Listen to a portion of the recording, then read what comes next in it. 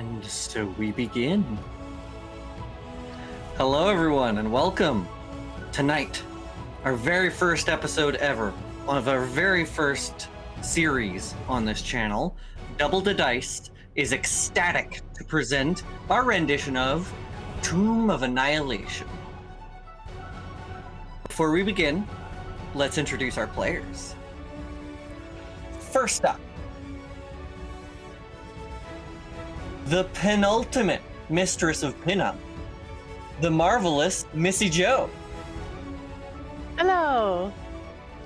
Next, Thor wishes he had a beard as nice as his. It's Treviathan. With powers of invisibility as well. We will come back to Treviathan later. There we go. It's Treviathan. And our on-scene reporter coming straight from the bottom of the ocean, Bob the Krill. Hello. Terror of seal kind everywhere, it's Sealsworth. Saving for last, the name I had to practice the most to get it right. She's gallant, she's gracious, she's great, Galadreven. Hello. And of course, your excited game master, me. My name's Riding Shotgun, I'm just along for the ride. And if you've ever GM'd for hooligans like these, then you know exactly what I'm talking about. Of course, I'd also like to take a special moment to thank our resident technomancer who put all of this together, my best friend and the man who made all of this possible, Red Pirate Ryberts. He's worked extra hard this week, so let's all butter up Red a good amount. So, now let's dig in to Wizards of the Coast's Tomb of Annihilation. For the first time, this is Tomb of Annihilation for the first time with everyone here, right? No one here has played before? No? Are we nervous? Yeah, I actually fell in love with my character. This isn't fair. Well, I mean, I've never killed a PC before, so I'm just as nervous as you are. That's kind of why I wanted to pick this module, is because I've never killed a PC before. I wanted to give it a try, see what the fuss was about. But don't worry. We can all go through that emotional trauma together. Exactly, as a team. Well, there'll be plenty of reason to be scared, I'm sure of it. Now, let's set the scene. We've got meat grinder rules, we've got permadeath, we've got overkill rules. Frankly, we've got our work cut out for our party of level 1 adventurers. But before we arrive there, we have to start somewhere. The city of Baldur's Gate. The largest metropolis on the Sword Coast of Faerun, the city-state of Baldur's Gate is bustling and busy as always. Trade, business, carousing, and everything else people could want to do are present in abundance. Nonetheless, a subtle melancholy tone hangs over the populace today. Today marks 2 weeks since a well-respected hero named Gregory Thornburr passed, and many people are beginning to wonder why he hasn't been brought back to life. It's common knowledge that adventuring is dangerous work, but heroes are also known for cheating death or being resurrected rather promptly. So mourning an adventurer is usually more short-lived. On the streets in front of the Dancing Flower Tavern, laying in the gutter, is a man who was clearly thrown out of the tavern last night, hit the pavement, and didn't get up. Through the night, several citizens would have been more concerned if they couldn't clearly hear the man snoring from a few feet away. Bob the Krill, would you describe your character for us, please? For sure. So, lying on the cold ground, you see a Goliath. He's a little bit, let's say, not the cleanest of characters. Obviously, he's not in the best state of mind right now, being passed out. He's got gray skin. He's from the Snow Mountains up in the north. He looks like a hardy, kind of rough and tumble fella. Mhm. Yeah, and right now I guess he's unconscious. As the sun rises, long shadows creep shorter and shorter until eventually the sun peeks out from behind a building just enough, and your face is gently splashed with sunlight. What do you do? Oh, where am I? Oh, geez. Okay.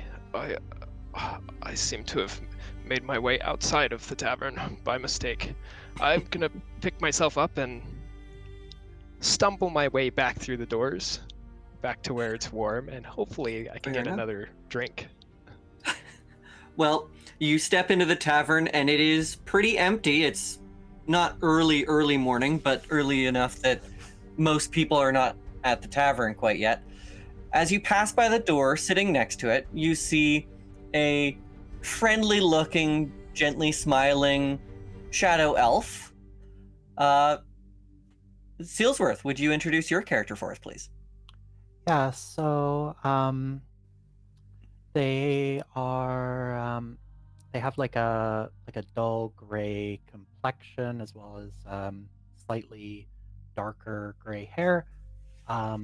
Their eyes are just pure black, no like visible pupil or anything of the sort.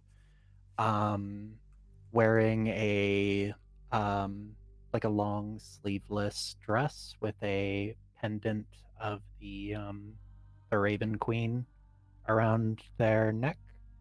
Currently just sitting at the sitting at a chair right next to the front door of the tavern, with a seemingly a journal in hand. Oh, looks like you finally woken up. Uh, yeah. Do you know how I got outside? The barkeep threw you out. Oh, yeah, that's, I guess, kind of typical, I suppose. I don't know what I was expecting any different. You were screaming for the blood of your enemies. Let me see here.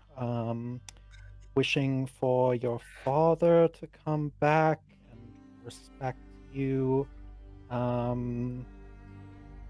Yeah, something about disturbing the other patrons. I didn't really catch all of it, but I could still hear you from in here, so it worked out well for me. Oh, good. Are you taking notes there?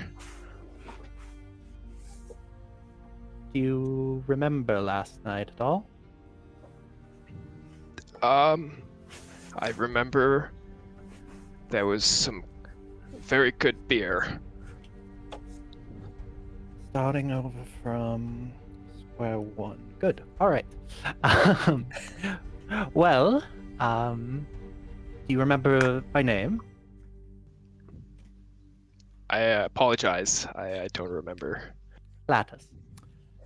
Who had agreed to let me document your dreams Ho, in Lattice. my journal. Here. I am Barbara Washiro. I am a fine warrior. Let me tell you my many stories over a nice pint of beer. Do you have any spot of gold that I could borrow?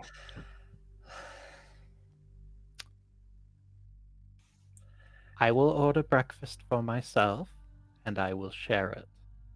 How does that sound? That sounds like a deal. All right. It's at about this time that Lattice, you begin to you suddenly remember the appointment that you have today to meet with Sindra Sylvain. You were going to bring Barbara with you as an extra set of hands to help with the job. Do you remember the job that you had agreed to? Not quite. I remember something about a job last night. Could you just remind me? We were going to the mansion. You had said you knew the location. A Sindra Sylvain. Oh yes. Oh yes. Yes, we are going to help with hopefully the issue in what's that land called? Chult. Schult, Chult. Yes. Yes. What time is it, and what time are we supposed to go? yes. The document didn't seem to have a specific time, unless I'm misremembering, but I believe as soon as possible, given the circumstances. Perfect. That means we have time for a spot of beer, and then we'll be on our way. And you Um, sit down to enjoy a spot of beer, and we travel small ways away across Baldur's Gate, and we let's see. We go into a nearby park. There are plenty of trees, sparse wildlife around, a gentle breeze on a bright sunny day. And at the base of a tree, just about getting ready, just getting herself organized. Missy Joe, would you describe your character for us, please? Yeah, absolutely. Lenora would be kind of putting her things together, her bag and everything, and as she's reaching into her bag, she's trying to push away her hair that's very free, very natural, but has twigs and leaves and other things probably in there, perhaps a squirrel, who knows. Um, and she's kind of been a little overwhelmed by being in the big city, so she found the nearest park. Her clothes are very natural looking. Some are a little tattered from running in the woods, but she looks up and sees people walking by, and it just like joyfully smiles at them and says, "Good day to you, good day," and just kind of like huddles back into where her tree is. Now, we didn't discuss this ahead of time, but I think I'm going to add a little something to say you are going to meet up with your friend from work before going to work. Ah, How's that fantastic. sound? I love that. So, and you remember you met this person on a previous job at some point. What is your character's opinion of what is your character thinking about when they think of Red Shahert?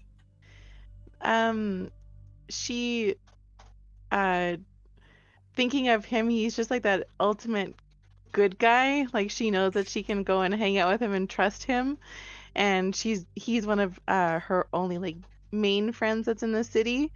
Um, Regardless if he knows it or not, he is one of her best friends, and she's excited to go and like do things together. That's beautiful. And how would you go about getting to his place of residence, do you think?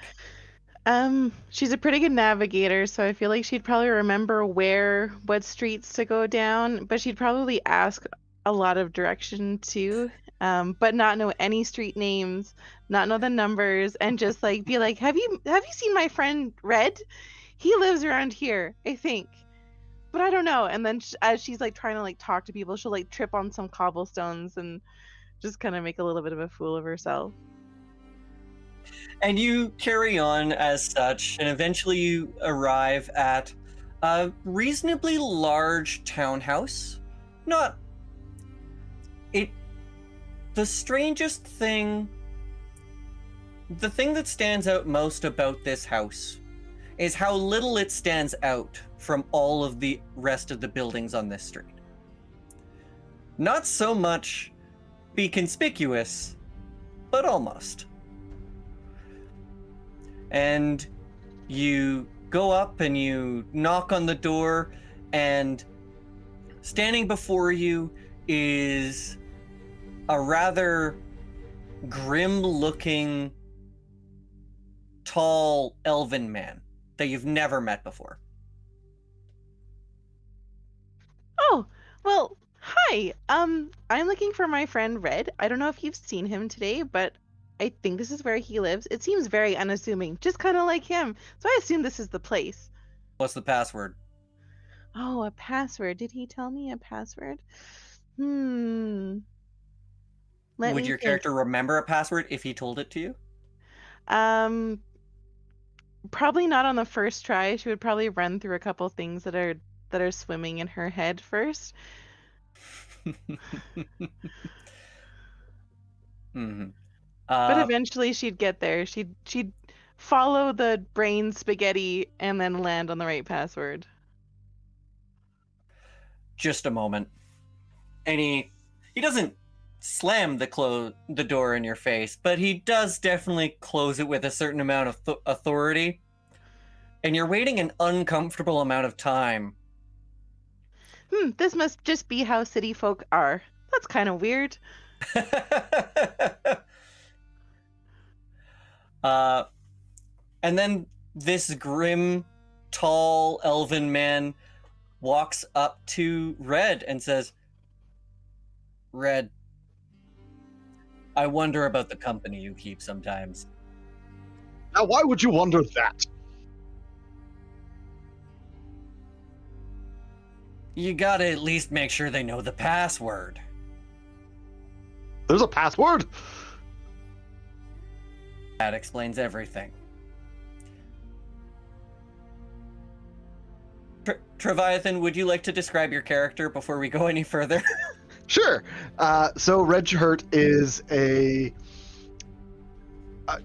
he's a sturdy-looking man. This dude's probably about 5'10", 6 feet even. You know, broad shoulders. But that's about where all of the competence for fighting would probably end. Broad shoulders, no muscular to him. Doesn't look particularly graceful or healthy, but just seems relatively good. And that's mostly what everyone's going to say about him. Good of heart, not of cardio. Is that kind of the... Nah. Fair enough. It just one of those people that you look at and you go, that's a good man. Yeah. Literally probably the only nice thing people say about him, but it's there. And as you discuss with this elf, he becomes a little bit more confident that this person actually is there to meet you and isn't actually some sort of someone who had ill will towards the household. And eventually the two of you make your way to Cinder Sylvain's. Wonderful. Well met, Lenora. Let's go. We'll be late. I don't even know what that means. You look at the sundial on your wrist, and that's some world building I didn't expect to see today. Not only does that imply that sundials work on one's wrist, but that Lenora would have one. No, she wouldn't. We all know No, that. I don't think she would. She wouldn't need it. Red probably does have a sundial on his wrist and doesn't know how to use it. Oh, there you go. Time is a construct. It's all a flat circle, right? Let's see. So then we go to the mansion of Syndra Sylvain. Now, the two of you have both worked for Syndra, or at least, if not directly, then you've worked with the association that she is known for, called the Harpers, which you both know is a collection of spellcasters and spies who work to fight against the abuse of power, both musical, magical, and political. Not No, only magical and political. They don't care about music unless it's magic music. I'm like about to break out into song and dance right now. Yes, it's a musical. So we're off to see the wizard. And the rest is copyright infringement. So no DMCA's on this channel. That's the challenge. But you arrive, and there is a butler at the door. They welcome you in, and you wait. And you wait for Syndra to be available. Probably an hour or two later, you're joined by Lattice and Barbara. And this is the first time the four of you have met in the same room.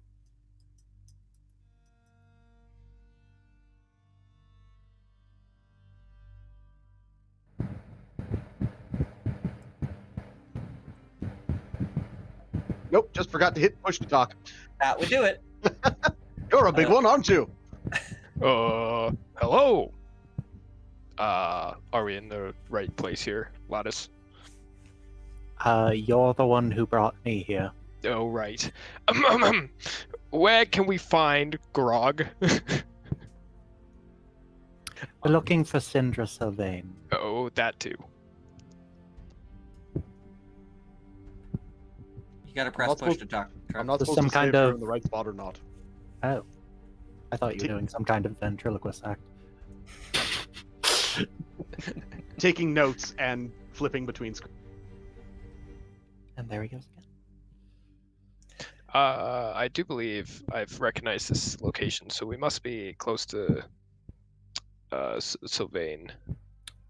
It would be somewhat odd for two other people to just be sitting here waiting if we were in the wrong place. But I suppose we'll cross that bridge when we come to it. Again, Maybe. that would depend who you're waiting for. We could be we're- waiting for a doctor. Who knows? Who are you waiting for? In a mansion owned by somebody. A rich doctor. Interesting. Lenore Though I just No, kind I'm of- just kidding. dabbled in the medicinal arts. I hardly consider it my specialty. Hey, look, I found her. And you see Syndra Sylvain opens the door and beckons you all into, well, you assume to be an office, though she is a wizard, so there's a great big arcane circle on the ground. There's books and bottles and ichors and all sorts of magical supplies all over the room. And a very comfortable looking shade chair to sit in, where she goes and she reclines, gestures to a collection of stools for you all to join her, and says, "So, what exactly do you remember about the job ahead of you? I've invited all of you here. You all have your own specialties and skills. What do you remember?" My understanding is that something has gone wrong with the cycle of life and death, and that is of a great disturbance to a great many people. I was told there'd be big monsters to kill. That is what I told him, yes. I have noticed a very strange thing happening in the woods. So yeah, I'm very curious, and that's why I'm here. I was told to be here. Yes, that is correct. Yes, all of these things are true. What I did not tell you is that there is, in the Harpers and I, the organization that I belong to, have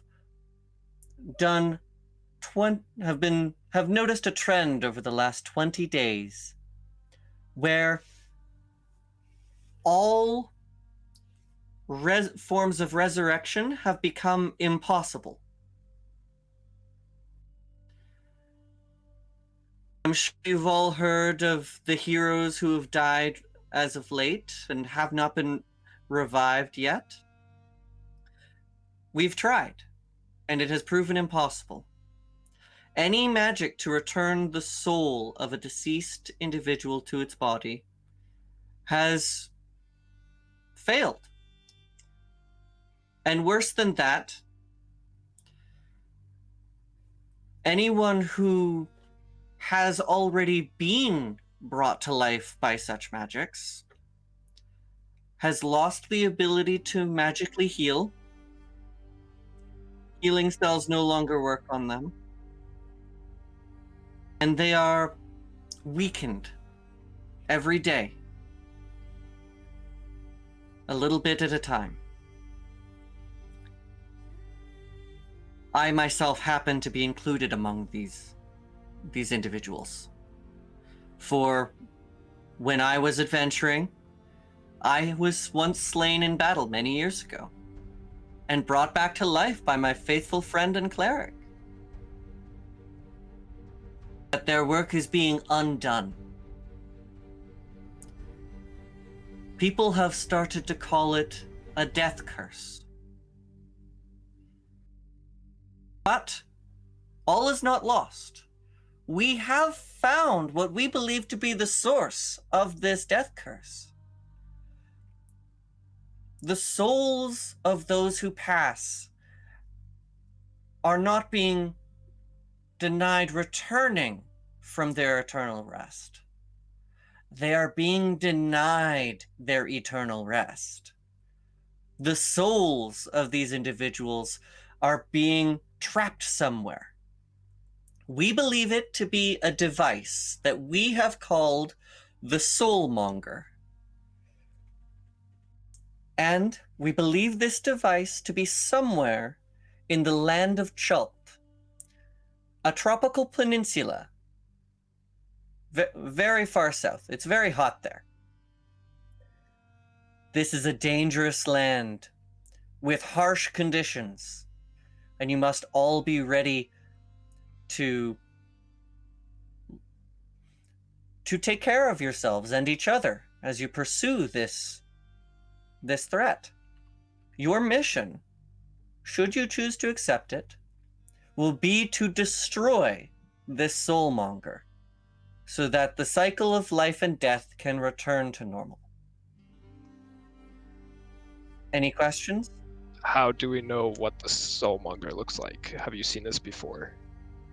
We do not know what it looks like, but we hope that you'll be able to know it when you see it.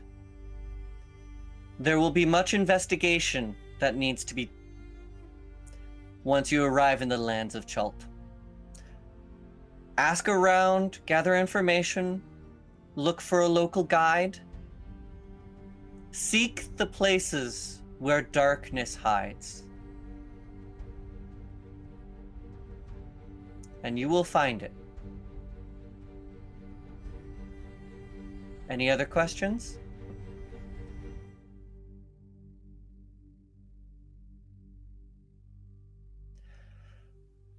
All right.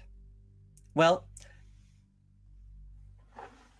Red, since you are the only other registered member of the Harpers, I hereby name you leader of this expedition.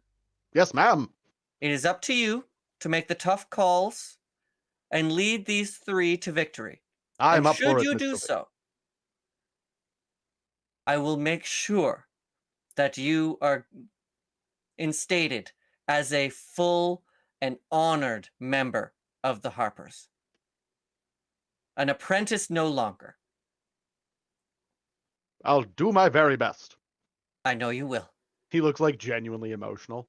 Just more acting than I can possibly muster on screen, but Just, yes, ma'am. Yeah. Well, if there's nothing else you need to do here in town, if you're all ready, then we can leave at once. Any objections?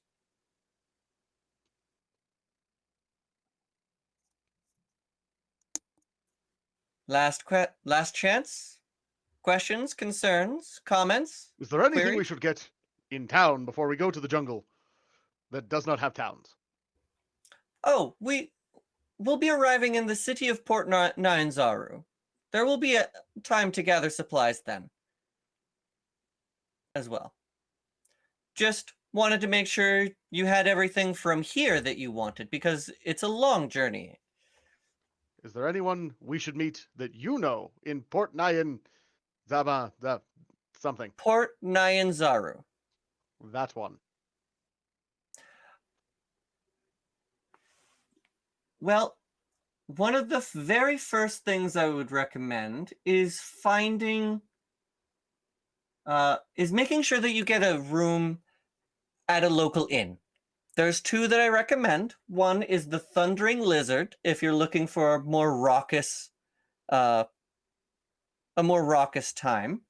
Or if you want to keep things if you want an actual good night's sleep, you can go to Kaya's House of Repose. I like Thundering Ruckus. The Thundering Lizard, yes. Oh. I like to call Sounds it close Thundering enough to Ruckus me. at the Thundering Lizard. Fair enough.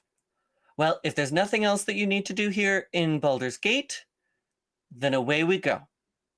And with that, she asks one of you who's standing on the end to stand up for a moment and take a step back so that all of you are standing within the circle. And she puts a hand down on the floor, and in a flash, you are suddenly outside in the middle of a busy tropical bazaar. You appear in a tropical city under the blazing sun. The familiar sounds of a harbor, creaking ropes, slapping waves, heavy barrels rolling across cobblestones, mingling with voices and shouting and cursing in an unfamiliar language filled with clicks, inhalations, and sing-songy words that make it sound almost musical. The aroma of unfamiliar spices and tropical fruit mixes with the wharf-side smells of fish, tar, and canvas. Beyond all that, Port Nyanzaru is an explosion of color. Buildings are painted in bright shades of blue, green, orange, and salmon pink. Or their walls are adorned with murals portraying giant reptiles and mythical heroes. Every building sports baskets and clay urns of colorful flowers or is draped in leafy flowering vines. Minstrels in bright clothing, adorned with feathers and shells, perform on street corners. Multicolored pennants and sun awnings flutter atop the city walls. A crowd of children dressed in feathered hats and capes races past you, laughing. Squealing in delighted terror as the street performer, costumed as a big-toothed lizard stomps and roars behind them. The whole city seems to be bustling, sweating, laughing, swearing, and singing. This is a place filled with life. Now, I recommend that you go, if you do choose to go to the Thundering Lizard, you can find it over in that direction. Kaya's House of Rest and Repose is also close by, but just a little bit further in the same direction. Once you're there, take a look around and see if you can hire a guide. They will be your best bet in helping you find where the Soulmonger might be. They know these lands better than anyone. Oh, but before you get too carried away, there's one other person you need to meet. She has a house just outside of town. Her name is Kenna. She's been living here for the last 20 or so years, I believe, something like that. And she is very, very versed in the plant life in this place. I recommend going to see her as soon as possible. I will be staying in the villa of the merchant Prince Wakanga Otamu. He's an old friend of mine, and we have much catching up to do. Oh, one last thing. Before you go into the jungle, make sure you have a rain catcher, and you drink plenty of water. And some bugs repellent wouldn't go amiss either.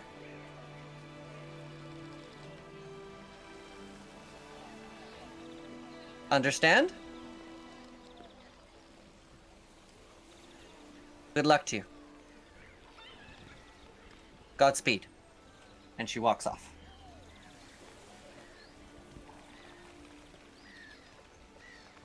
I don't like the weather here. It is way too hot. Very different than anything else I've been around in my life. I feel like Red Shahert has already sweat through his tunic, his hair, he just looks just horrible. But And How cold to the red touch. is red? How Like- red is red Schnick? Well, well, Just instantly burnt. just sunburnt immediately. we're not even in direct sunlight, and he is somehow just lobster. Just you look away for 1 second and he's just like, gosh. It looks like he literally went into a frying pan. Just. Well, I think we should go find this Kenna woman. She seems to know what's what. Seems like the best course of action. Hey, you, look out!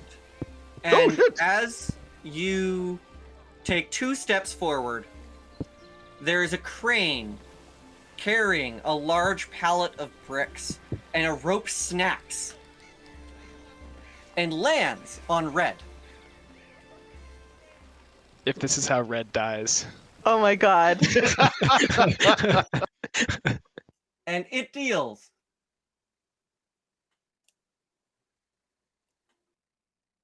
4d6 damage. That is 15 damage. I have 7 hit points. That unfortunately means you are no more. Bye, everybody. I'm out. So What? you there these are your final moments. You have died. We are playing with overkill rules, so more than double your total hit points means you are instantly dead. However, this is not a complete loss, for at the end of your life, you have time to perform one action. A swan song, if you will. It doesn't have to follow rules quite as written, and it always succeeds. What? And the only stipulation is that you cannot use it to save yourself. So, what is Red Shahert's last act on this earth? Red Shahert is a fairly useless human being, but I think he's going to be useful just one last time. As the bricks crush him flat, there's just one hand poking out from outside the bricks, pointing the direction to Kenna's house. Perfect. Absolutely perfect. Because Sindra Sylvain briefed you, and you had multiple conversations about this before. One final guiding hand points you in the right direction so that all of you can make it to Kenna's home safely.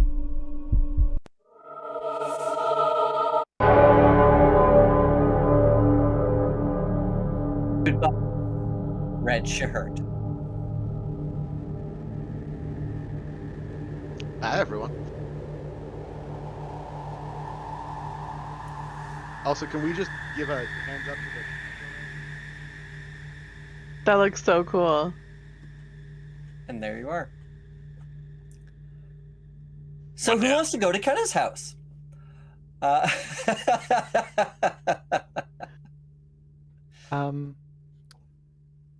He doesn't seem to be all right. Lobster man.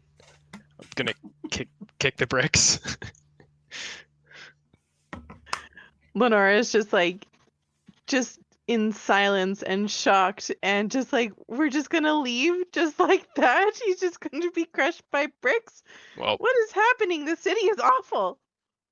hey, I'm really sorry. I didn't mean to. It's you know what? The bricks are yours. Have fun. And the guy that was operating the crane just books it, just runs. Well, I believe it would be correct to get this off of him and give him a proper burial. I mean, arguably he is already buried. But not properly. Not properly, no. Lenora starts pulling the bricks off and just frantically like stacking them somewhere else so she can get to her friend. I would help. And as you do, you all notice the hand pointing towards Kenna's house. You note the direction. You have the time to pull Red's mangled body out from the pile of bricks and debris. And someone approaches you and says, if you want to dispose of the body, it's not Syndra. I will say that right now. It is a random passerby that just happens to sound the same. If you want to bury them, there is a place up north. Let me just pull up the map.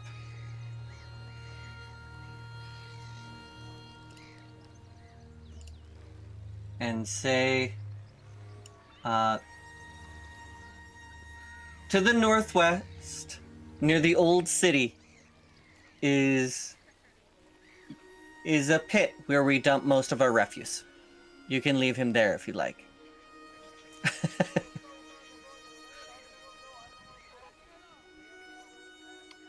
I'm not leaving my friend there. Your advice. Say again, Seal? What was that? Thanks for your advice. Happy to help. did Red say that this person we were going to meet lived out in the forest? They're just to the south of town, not quite into the jungle. Maybe we bury them by the edge of the jungle. Yeah, I would like to bury them somewhere that isn't in this town at the moment. It is a port city. You could also give him an ocean burial. He did look like a lobster.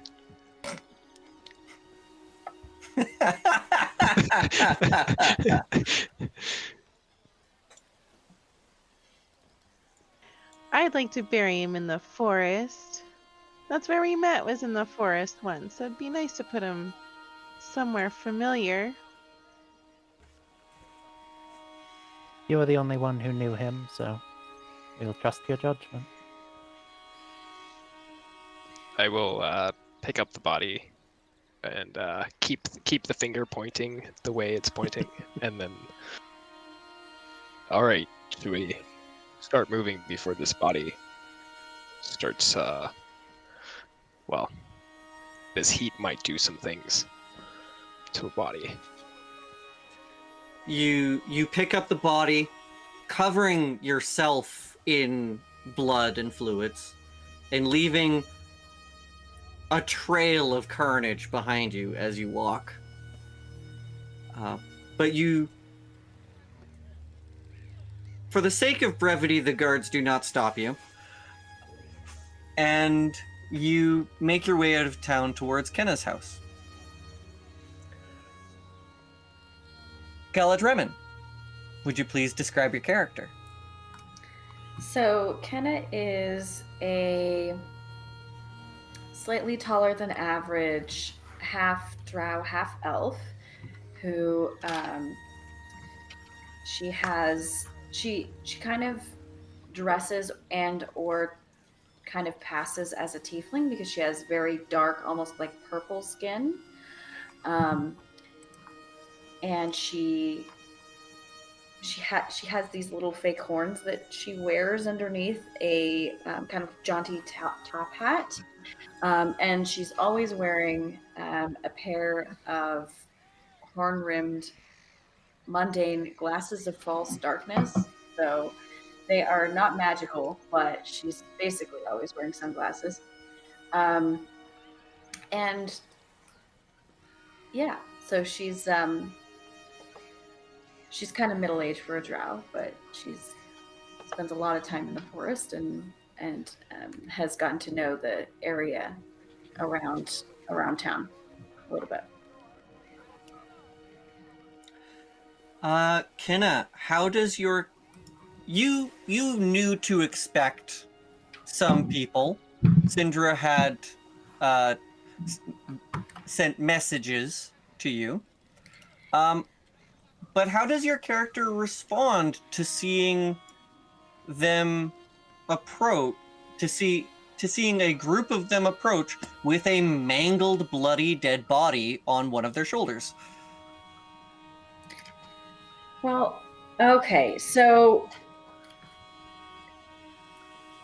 I imagine she kind of sees them coming up, sort of like coming up the lane, as it were, and they're dragging this poor person behind them, and she's watching. She notices kind of the uniform, and she thinks, "Great, so that was the Harper that was supposed to be guiding the group is now being dragged by the group."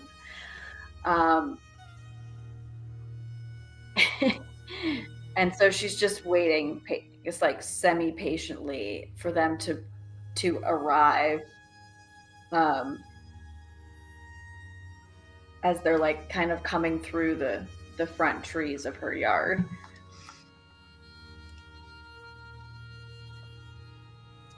Does the group call out to her or anything? Well, I recognize Kenna because I've met her before while foraging and being in the woods. So I just drop all of my bags and start running. Kenna! Kenna, it's been a crazy ride already, and there's somebody dead, and he's my friend, and I don't know what to do. And she just like runs into her arms. And Kenna kind of accepts this with like a oof. She wasn't expecting full speed druid, but so she kind of accepts the hug and looks over and says, so I take it that was your Harper friend. It was. We just got into town and these bricks came out of nowhere and crushed him, and I couldn't believe it. And you know how much I hate being in the city, and this just makes it so much worse. Yeah, I don't blame you. Can I ask why you brought him? Well, we didn't know where to bring him to. I thought maybe we could bury him outside. Another guy told us we could bring him to the landfill, but that's not a way to put somebody in the ground or say goodbye. Well, not around these parts anyway. There's a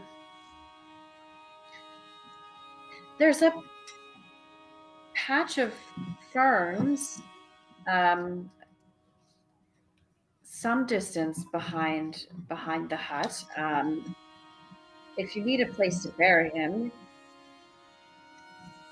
it might take some time, though. There's lots of creatures in the woods that we don't want to, but we'll have to bury him deep. I'm good with that. I can do that. I can help. Okay.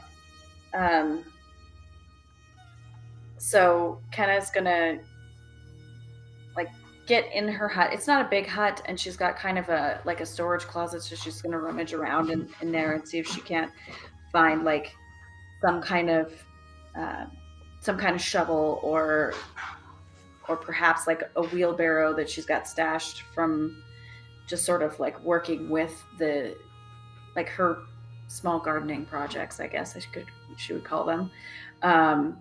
And so they probably hear a lot of clanging and banging around inside the hut. And then she comes back out with like one decent shovel and one really short nubby shovel. And she looks at the other two and says, "Are you coming?" Yep. Hand me a shovel and I'll dig too. Okay, so so she hands them the shovels, and then she starts leading off to like kind of a secluded little ferny patch that's kind of back in the woods behind her hut.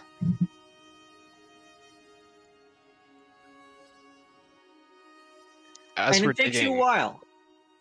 Digging a deep enough hole, you've got the shovels and the tools that you need, but it still takes time. Just as everyone's kind of starting to dig, and I put a shovel in my hands and I start digging, but I'm like, wait a minute, and I'm gonna cast Mold Earth to help dig deeper and move the earth out and around. There we go. And for the rules on Mold Earth, what level of spell is that again? It's a cantrip, baby. But it moves a fair amount of dirt, doesn't it? It's not nothing, I think. Yeah, it's the range, or it's about 5 feet, 5 cubic feet. Oh, okay. Then you can dig a grave in no time at all with that.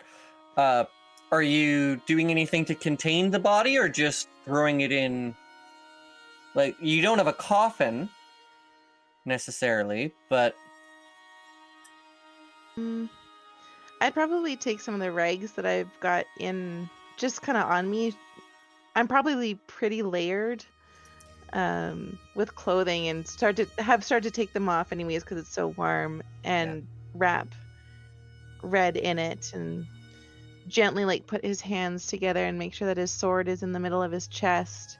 before you put him under, should you check to see if he has any rations on him or any information about this mission? If Not you a want bad to thing. search him, probably a good idea. Loot the body. All right, I will. I'll loot the body. And on his person, you find a map of Chult Yay! that Syndra Sylvain had intended to pass on to the group. And on this map, I'm actually going to show it to you right now. Sorry, viewers at home, you don't get to. But I just want to double check. Yeah, okay. So I'll just move you over here.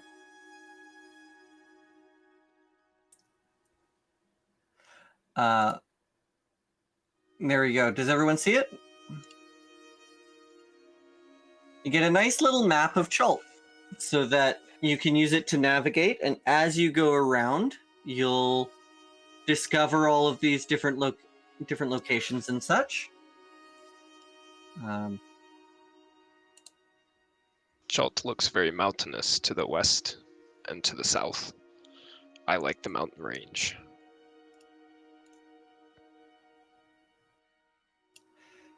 And this little red marker is the players. So you've gone inland 1 hex to see, to find Kenna's house. Chult is also very big land.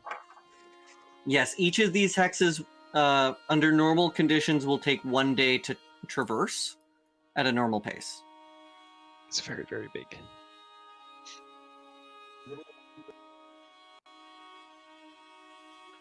Yeah, it's...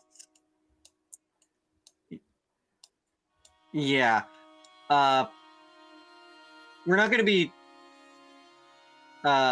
traveling using miles, though, because the calculation gets a lot harder.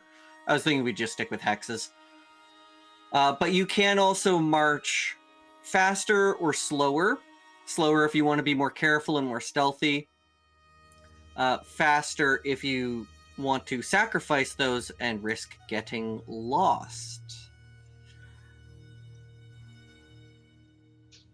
So, you have looted the body. Treviathan, did you have any significant items on your person? Any equipment or gear? Just starting equipment, right?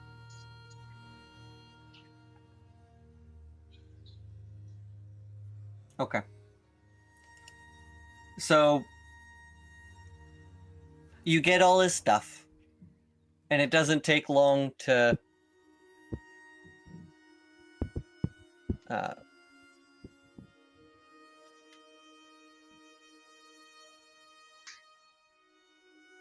could be helpful.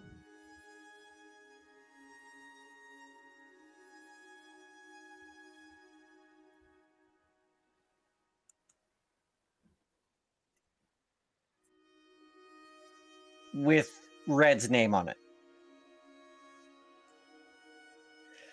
So if anyone wants to masquerade as Red for whatever reason, that's an option.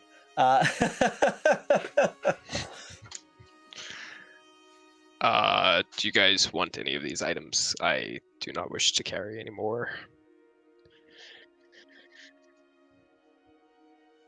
I think I'd take the water skin and the rope. I would just light some incense and say a brief prayer to the Raven Queen.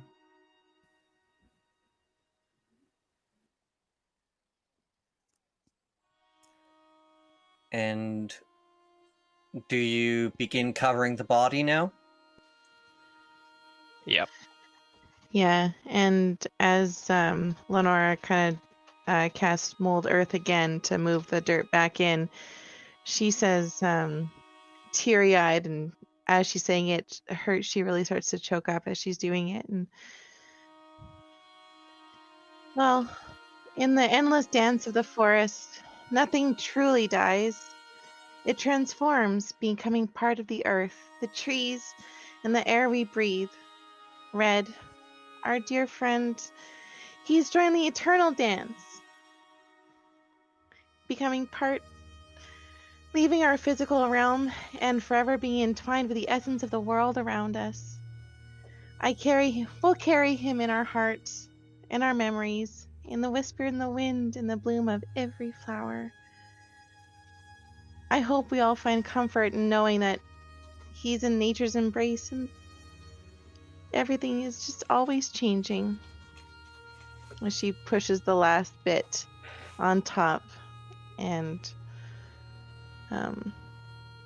presses her hands into the dirt and the mud and just kind of leaves an imprint.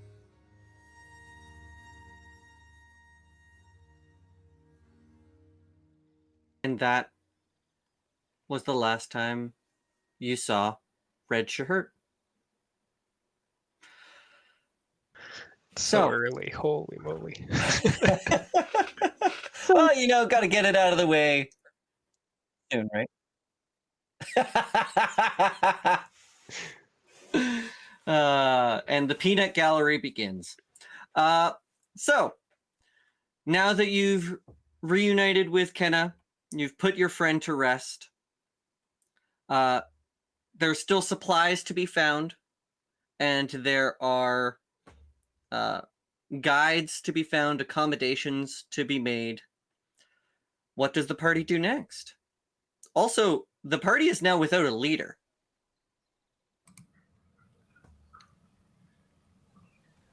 Lots to do. What's next?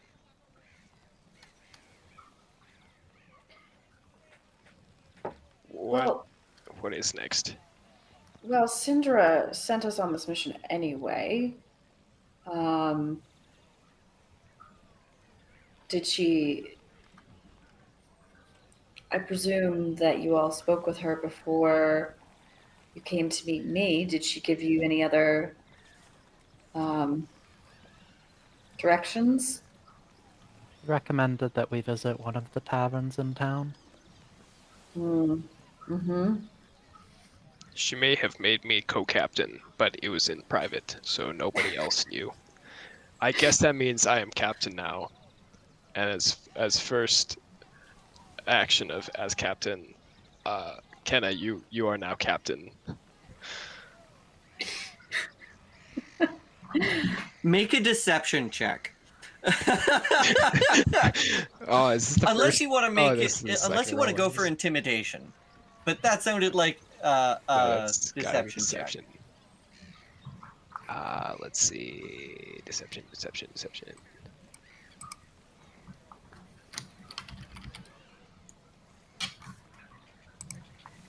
That not come across onto. Oh, it's still rolling. Oh man, that roll took so long. All right, 15. deception 15. Everybody else roll insight. We'll see how quickly they flicker up on the screen.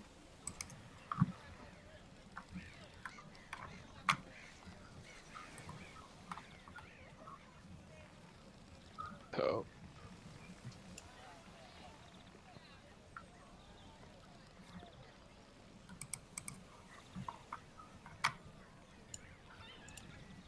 Ooh. No advantage on this time, so we'll just stick with whatever's on the left. But that's still a natural 20.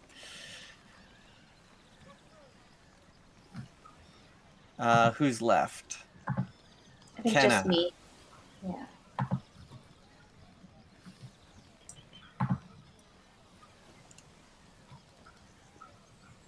Sorry.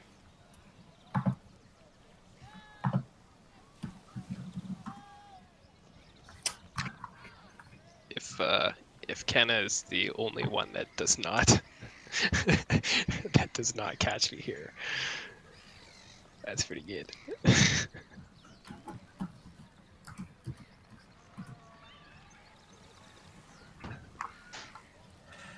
What do you add to your insight?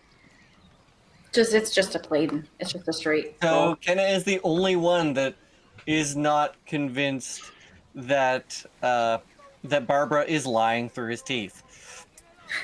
Now, Barbara, I may not have the greatest memory, but I'm not sure if that's true. Well, it would have happened the night before at the tavern. I seem to remember something happening. You spent the night at the tavern laying on the ground outside the tavern. Did you not?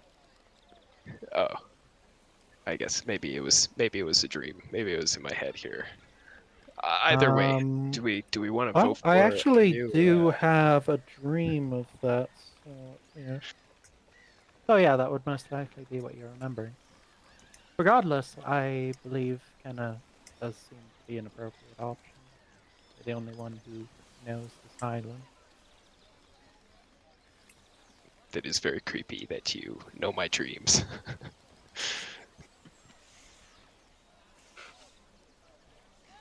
I asked you if this was alright with you the evening in the tavern, and you did say yes. Would you like me to stop? No, it's okay. I need someone to remember for me because I don't have the best memory myself.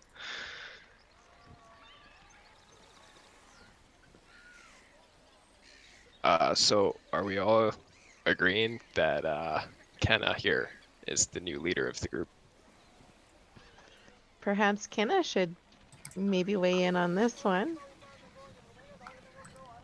I mean, I wouldn't consider myself to be leader of the group. I mean, I'm willing to share what information has been shared with me, but I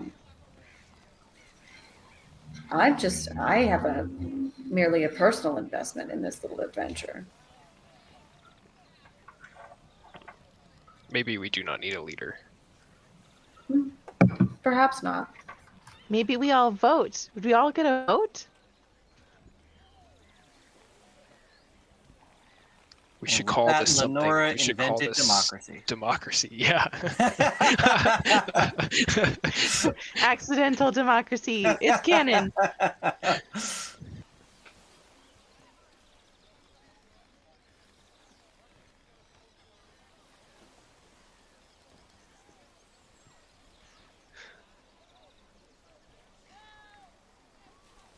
Oh, was I muted? I was probably muted. I am ready to go to the inn. I don't know about you guys, but I am ready to figure out what is going on and get some food. Let us depart. Away. To the lizard. The ruckus And lizard. So you make your way to the Thundering Lizard Inn.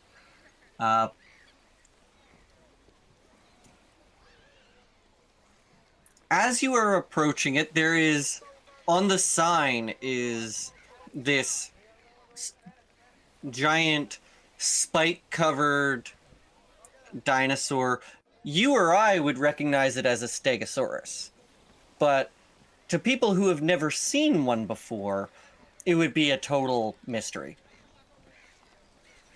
And on the sign, it appears to be stomping around and making a noise. And from inside, you hear cacophonous laughing and music and all kinds of stuff like that. Outside, you see, tied to the water trough, are a few horses and a snoring, rancid-smelling Triceratops. And as you get closer, you hear from the Triceratops' backside just a...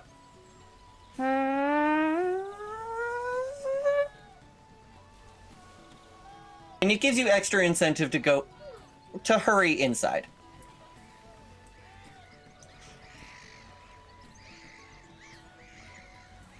Oh, that's ghastly.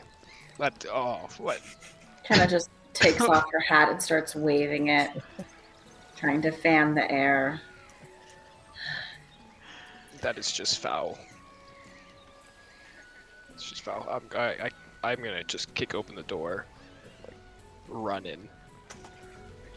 And you do so. The joint is jumping. And inside, you see leading, dancing on a couple of tables, there's a wench that's asking them, please, just come down from there. It's not safe. I don't want you. But there are these two individuals who are very well dressed, or rather they would be well dressed if their clothes were in better condition. They're raucous, they're laughing, and you hear one of them, and you hear the wench calls them and says they're Ferrul and Gondolo are their names. She says, Ferrul, come down, just, no, it's fine. Barkeep, more ale, and you, Bard, play that last one again. That was delightful. I loved it. It was amazing. And they're carrying on, clearly deep into their cups.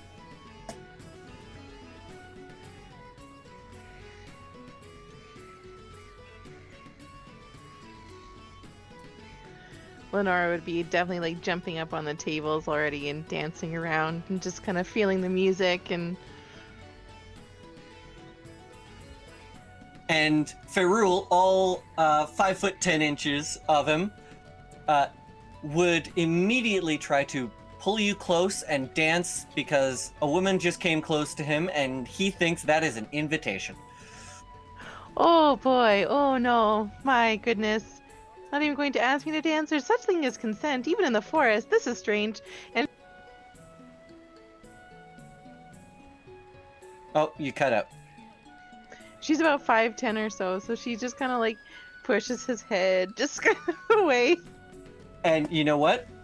He respects that, he gets it and goes back to dancing on his own. Very, just calmly. If the party's not there, he's gonna go find where the party is, kind of thing, right?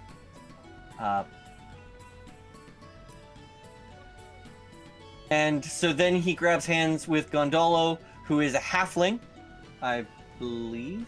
I need to double check that.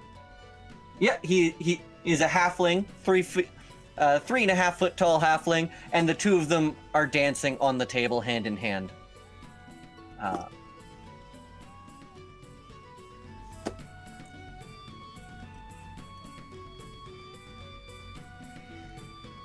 And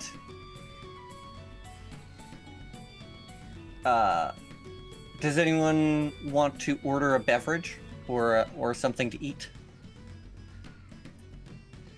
Yes, I'm going straight to the bar. Straight to the bar. Barkeep, what is your finest, cheapest drink that you have in this house? And Aarakocra turns to you and says,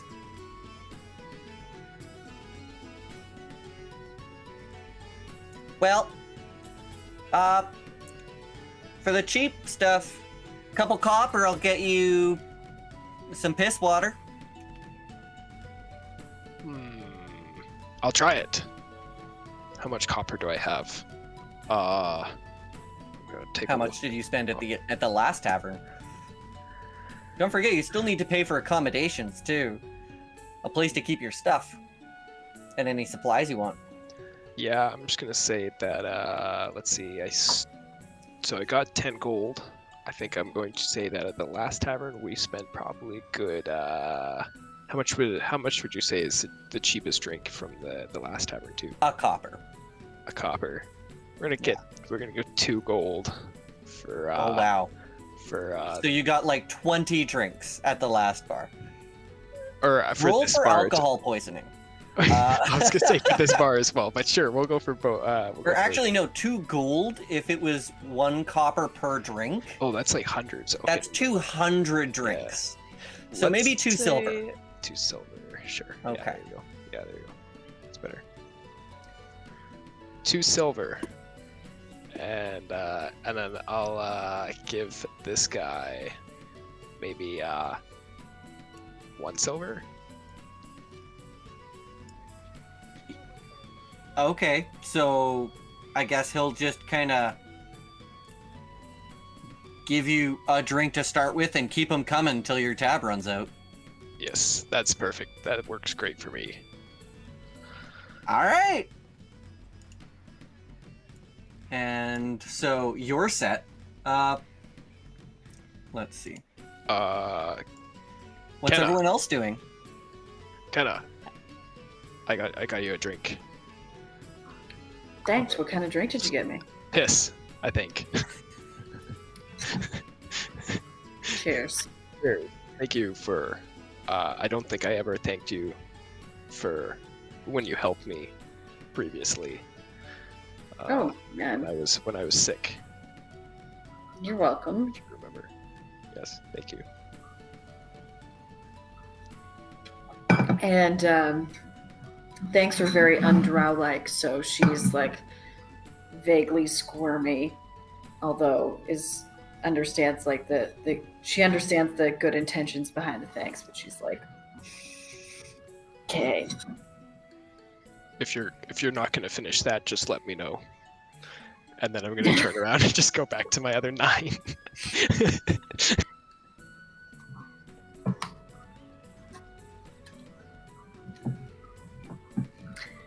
I do think we should get some bug repellent. That's a good idea. That is one thing to note is it is still bright as day outside, and this bar is already not like packed, but it is very lively considering the time of day it is. And you get the feeling that based on the time of day, it'll only get busier before it calms down again.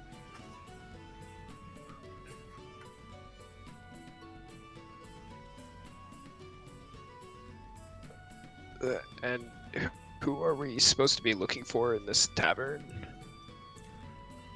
We're meant to find a guide, aren't we? Guide. Can we ask the barkeep? What would you ask the barkeep?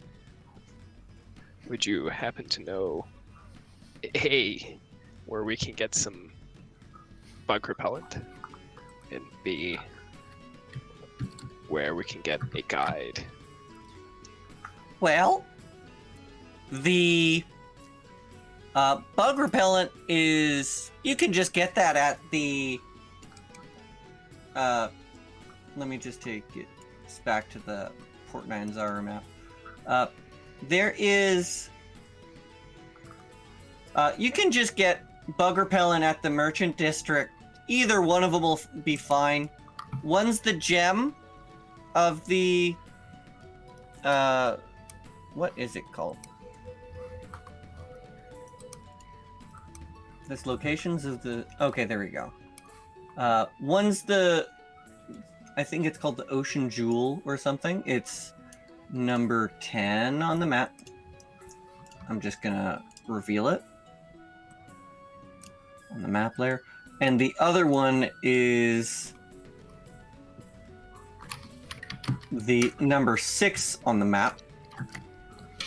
One is much more grandiose. In fact, you can tell that number 10 is built as sort of a larger parody of the more workers' man market district. One is more highfalutin than the other. The other one, you'll get what you need, and it's probably the best place to get the best price on just bare minimum insect repellent and other supplies.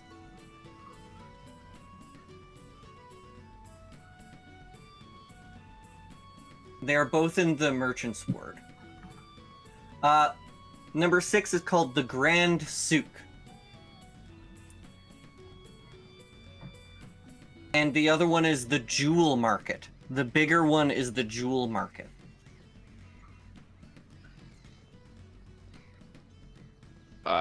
Thank you. I think I don't see myself in a location that has fancy items. How do you feel? Friends? I'm good with the cheaper option. It's not like I'm made out of money. Yeah, and I don't think we want to get too lost, seeing as, you know, it's only going to get busier in here and we should probably hit the road. We just need supplies. Yes. If you're all still looking for a guide too, I think the cheapest ones available are the ones dancing on the table. But if you ask around the tavern, I'm pretty sure I saw an albino dwarf who's also a guide. You could also talk to River Mist and Flask of Wine, but I'm not sure if I trust those tabaxi. They're sneaky. What interesting names. Yeah, I don't like them. The albino dwarf's name is Musharib. Musharib the albino dwarf. Well, we Lenora, can either go with the drunk, raucous people on the table, or, I mean, we can give the others a chance. It's like a debate. Democracy lives. For someone who hates the city, she's so political. Oh, Drudry is very political. There's the law of nature. That's a thing. Well, the one advantage with going with the two dancing on the table there is they have their own triceratops. And when you're traveling through the jungle, you need to carry a lot of water with you. It can be helpful sometimes. but I don't know if I trust their sense. Oh, Triceratops riding a Triceratops through the forest. Marking that off my bucket list would be fantastic. Well, maybe we can just rent the Triceratops and not the guides. I wonder if I could convince it to come with us.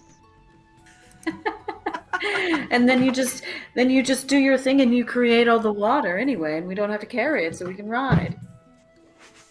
Oh my god, I'm so into this.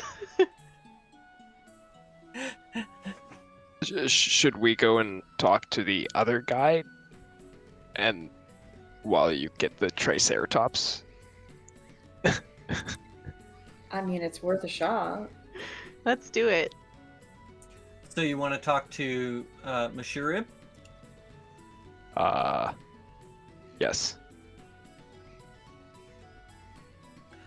So the bartender points across.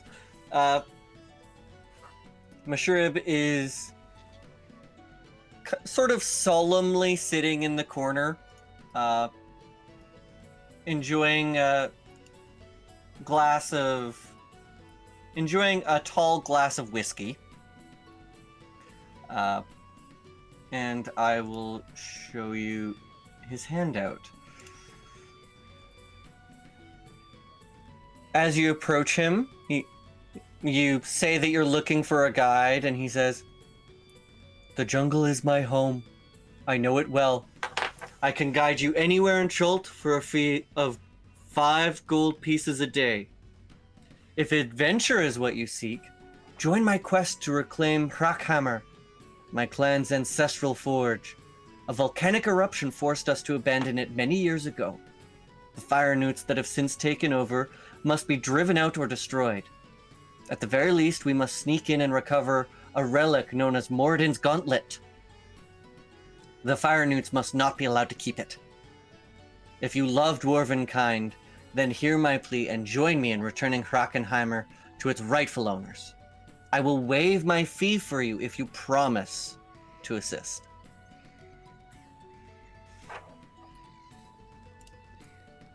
I mean, Well, if we make it out of this thing alive anyway.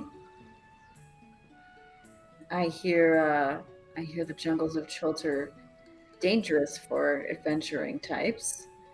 Who knows? Well,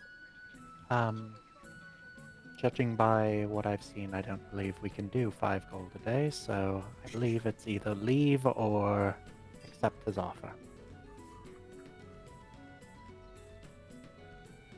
The choice is yours.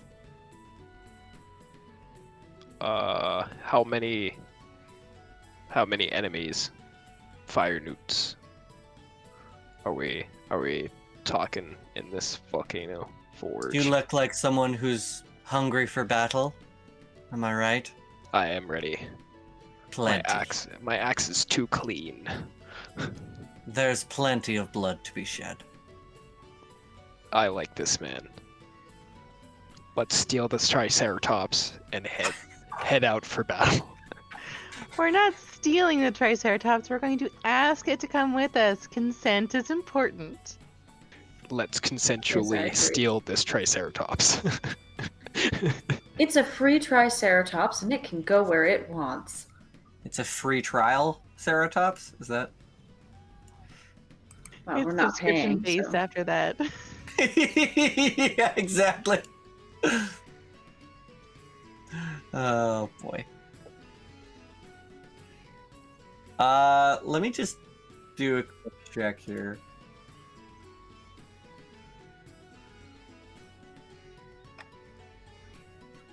Okay, over the music and stuff, the drunkards dancing on the tables don't notice you guys talking about taking their Triceratops from them for a ride. I mean, if you're looking for work, actually, that's something that Mushura might say. If you're looking for something to if you're looking for work or something to do in town and trying to make some extra money, you might be able to accomplish that at the dinosaur racing track. I love this city.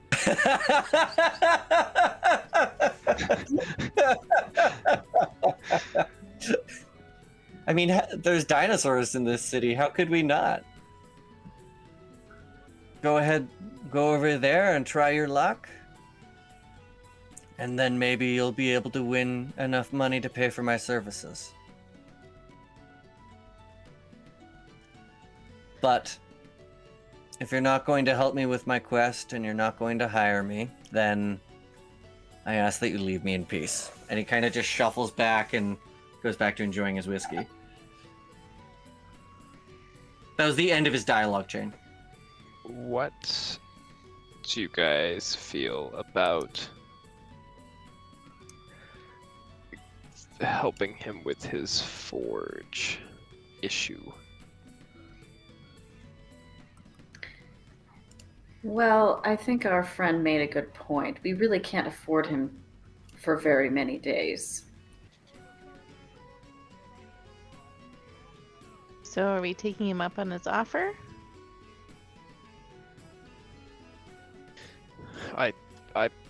I'm good to go into battle if you guys are going to come along with me. I might as well kill some fire newts. It's not like we've had anything else planned.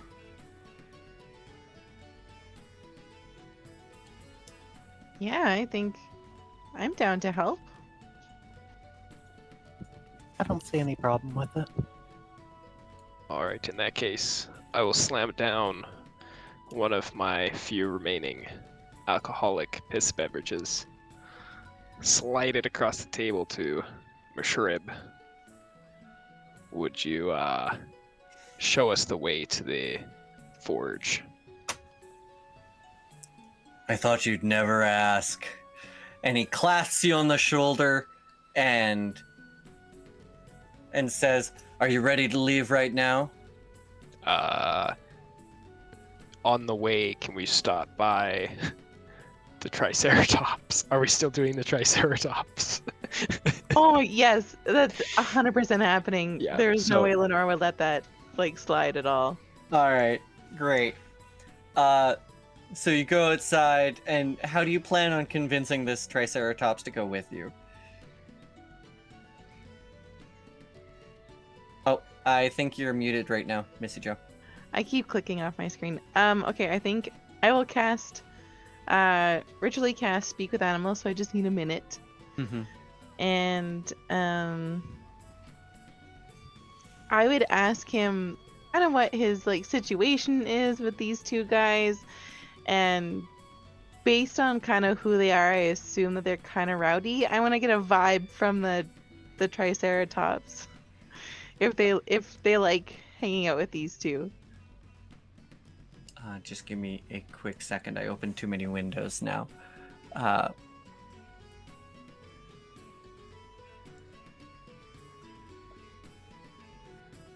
So you start talking to this Triceratops, and do you want to actually ask in character? Oh, sure. I would kind of come forward, and I would grab probably some stuff that I found in the park earlier, like any kind of tree or bush or that had fruit or something on it, and I would kind of lumber up and say, "Well, hello there.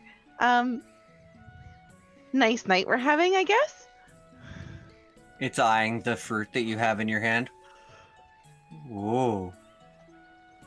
What's that? Oh, are you hungry? I've got some extra food. Maybe you'd like to share with me. Share with you? Yeah, well, are they alone? Will you share with me? I will share with you. And she kind of breaks off just a quarter for herself, and then the rest she kind of does that open palm handing Yeah, being careful not to get Yeah. your... How you And feed this- horses, don't bite me, and it's just like, but this he's large comfortable. beak-like mouth just sort of goes in, and the tongue kind of is used to help, more to protect you than anything, just so that it can take it in without biting the hand that feeds it. And it says, "Oh,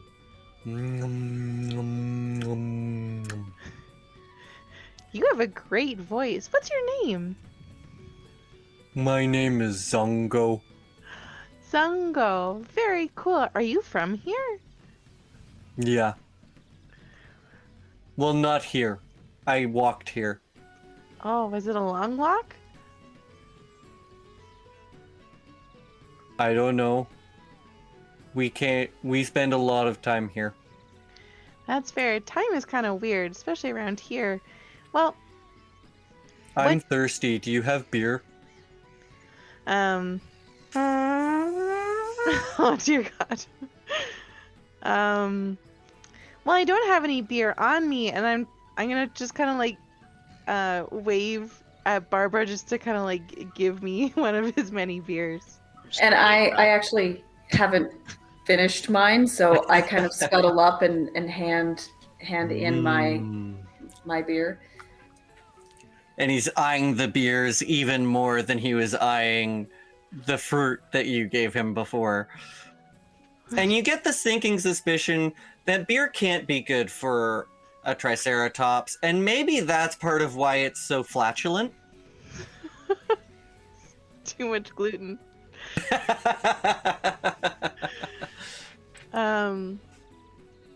Lenore would probably is he like chained up or like tied up? He's tied Yeah, up, it's right? just his harness is tied to the... And he's all saddled and stuff. Right. Well,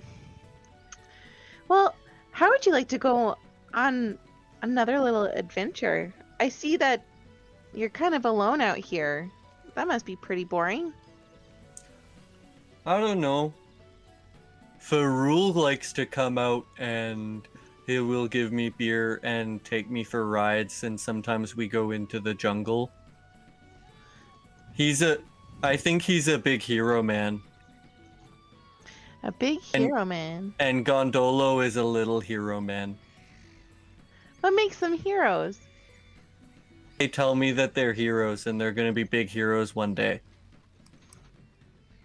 Oh, so you haven't done anything heroic with them yet. What's that mean? Well, have they done anything that seems heroic to you? Well, a little while ago, we went out and we saw some zombies in the woods, and then we ran away. Is that heroic? Not classically. If you want to see something heroic, we're about to go on an adventure and help this dwarf save something very important to him. Will there be beer? I'm sure we can make that happen. Roll persuasion with advantage. Ooh. Poor alcoholic Triceratops. With advantage. Whoops, that clicked too many times. I'm so sorry. Is it still? We're We're gonna go with the 15. Yeah. Thank you. Yeah. All right. So, with a 15, I'm gonna say I don't think that's high enough to be able to convince him to go with you, but it does improve your relationship with this Triceratops. You've now gone from neutral to friends. Yay! Well, I don't know. Farul is my best friend. No, and I don't want to want. leave him behind. Can Farul come with us? Well, if he wants to come hang And out with us. Gondolo? Oh, both of them. Yeah. I think we're a package deal. I don't know what that means, but that's what they always say. You all come together. Yeah. What if I He- asked them if you could come and hang out with us for a bit? Well, I don't know. You could ask them.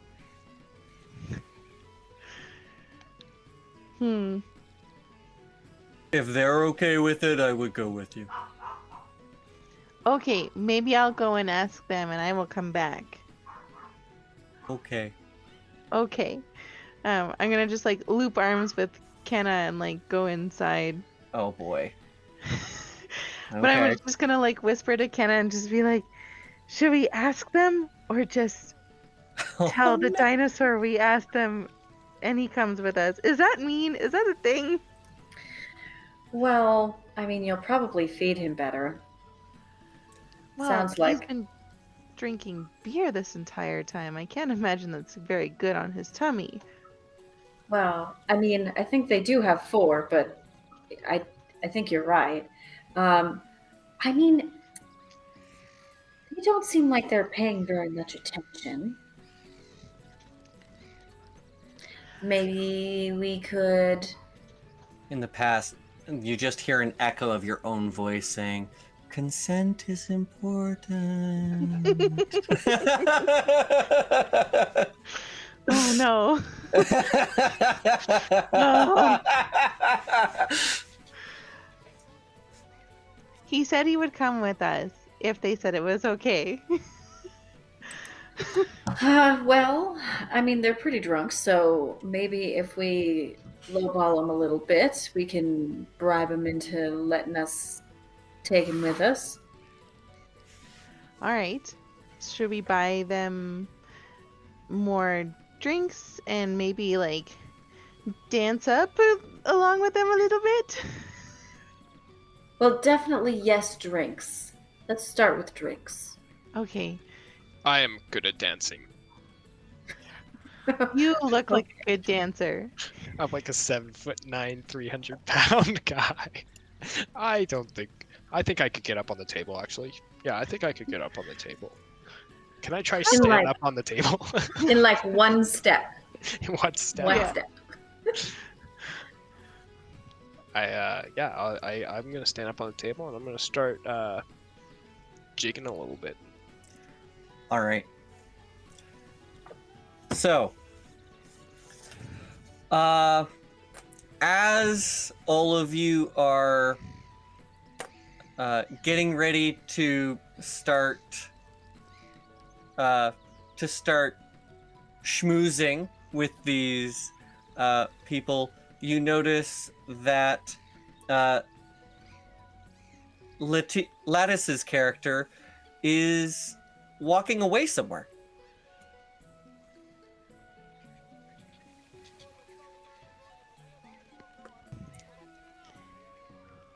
And Lattice has gone to go and take notes in a corner. So.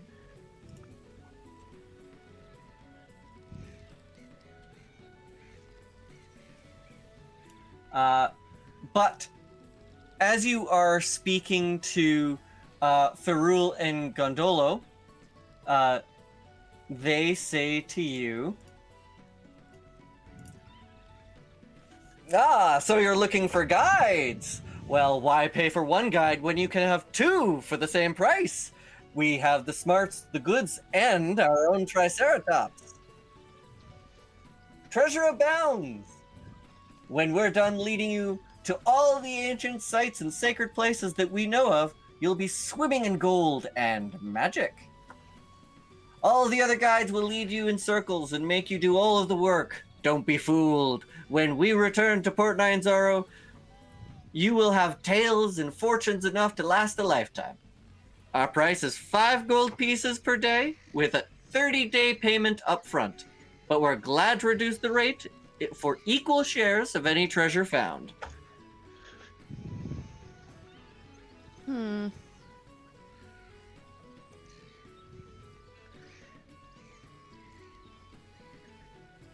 $30 up front, you say, and you have a Triceratops. Now, That's right. I did meet him just outside and had a nice little chat, actually. And it seems you've been feeding him a lot of beer lately, and his gas is terrible. I don't know how you handle it. Zongo is a sweet and gentle beast, and he Oh. deserves the best. Well, yes, but is beer really a good idea for a Triceratops? Oh, it's fine. He loves it. Well, sure. I mean, I like a lot of sweets, but that doesn't seem to do very well in my tummy either. And I don't think his stomach is doing very well. I'm sorry, did you come here looking for a guide or just to criticize the ownership of our pet? I wasn't criticizing anything. I was just simply mentioning that your dinosaur doesn't look like he's very healthy. Oh, he's plenty healthy. And plenty strong. So, do you want to hire us or not? What's the plan? I saw you walk out of here with the dwarf. Is that... Well, we're kind of just like feeling things out. We're not really sure where we're going or what we're doing right now. I just thought we'd come and have a chat about your dinosaur because he's very cute and very lovely. He is. He's our favorite. Isn't that right? Yeah. How much gold for your dinosaur? Not for sale. But name a price. How about for rent? Could we rent your Triceratops for like a couple of days?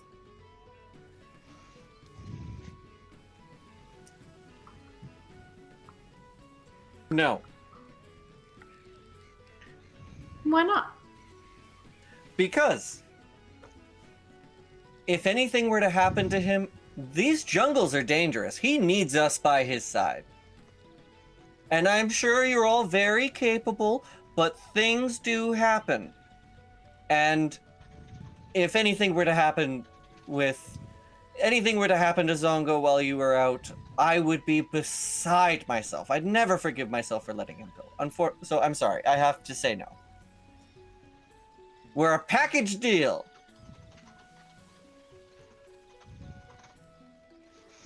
A package deal, you say? I think I know why these guys are We're getting willing hired. to waive our fee if you give us equal share of the gold. That means a share for me, for Gondolo here, and for Zongo. Well, you see, the dwarf that we were talking with, we're going to help him out with something that's very important, and he said he would waive his fee for us. Wait, why do we not just hire all of them? Say the that we'll same split. time? Yeah, say that we'll No, split I the don't. gold. I'm And not then- working with him, I'm sorry. Why not? I'll be honest, we're the only guides in this whole place that don't actively slander every other guide in town. I'd like an insight check on these guys. So what are you looking for just on that statement? Is that, Or just kind of like this entire conversation. The dinosaur told me that they're not exactly heroic, that they run away from things, and then they don't slander people, but they've made fun. They said that they never work with this. Yeah, I would just like. Okay, This- roll insight.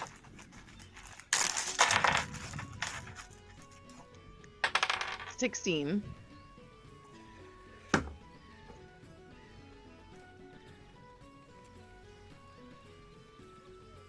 These are not bad people. They are, however, incompetent. Uh, Yeah, I think we So, like- surmised about that. And you can tell by the way that they're dressed, especially Ferrul, looks like he comes from money, but doesn't know how to make it. But does he look like he comes from here? No, he looks like he comes from the Sword Coast. Well, then I don't know how good of directions he's going to give us.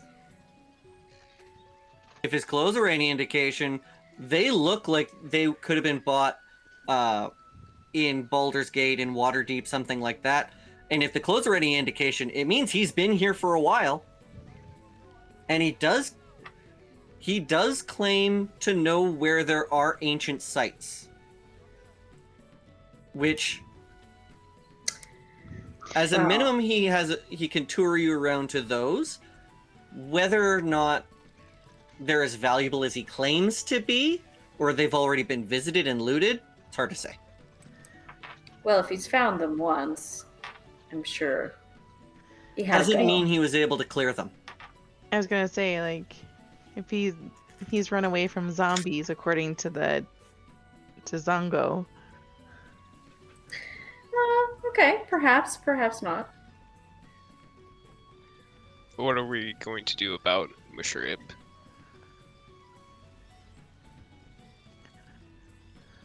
Like, are we Well, are we going to finish killing and then come back and go for a tour? I'm mainly in here just talking to them about borrowing their dinosaur. I wonder. I mean, how much do they cost? It's 5 gold a day, or an equal share of or 3 shares of any treasure you find. And don't forget, we'll also bring 4 casks of water with us. That'll be important out there, and it's hard to carry that much without a beast of burden. I find it very easy to find water. Oh, but you don't want to drink the water straight from the stream in Chult. That's how you get throat leeches. Well, I can kind of make water. That seems handy to, if nothing is okay out there. He immediately goes stone-faced, like, what? Well, that just sounds like it probably doesn't taste as good. No, actually it tastes quite good. Have you ever had water from a really fresh spring in the mountains?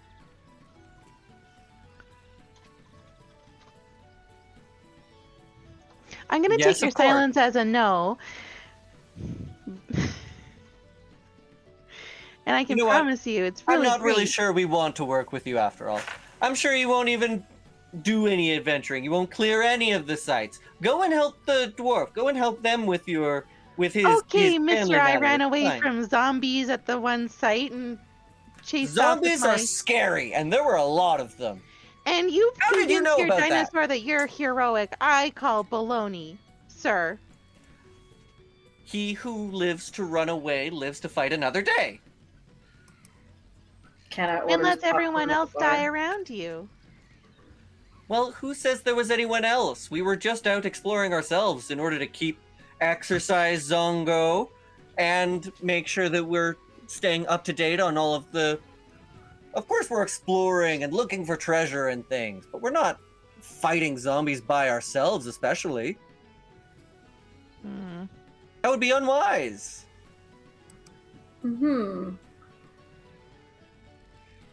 Yeah. I'm just gonna kind of like lean over and obviously whisper, just, yeah, I vote no. Yeah, I don't think they know where they're going. I don't think so either. Guys, they can still hear you, you know. I was just rolling for that. It's like we're standing right here. Yeah, you're not very good at whispering. Oh, stage whispers. Maybe that was the point. Oh. Then let's go.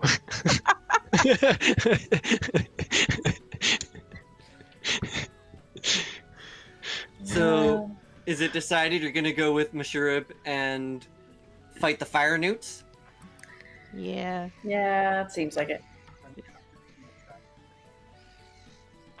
You've heard of 2 more guides. There might be lots more for all you know. Or you can try doing some gambling and see if you make up enough gold to hire somebody. Well, Lenora, we could always see if we have any combined gambling cantrips we can try to Ooh. use to. Ooh. Sneaky, sneaky. Let me see what I've got.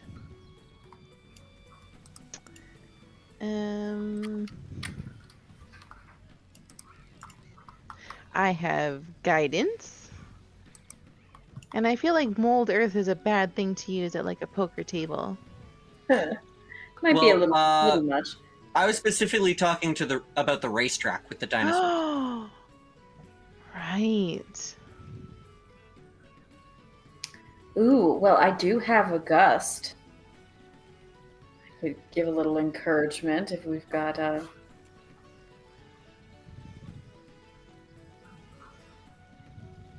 Wait, are you all talking about cheating at gambling? No, of course not. How We're dare talking you? about what we have prepared for today. Well, I will say, Zongo is undefeated on the racetrack. Of course he is, because he's such a good boy. Right? Just a sweet boy. He's the best boy. So, but if you were to say, help us maintain that record. So you cheat too. How dare you?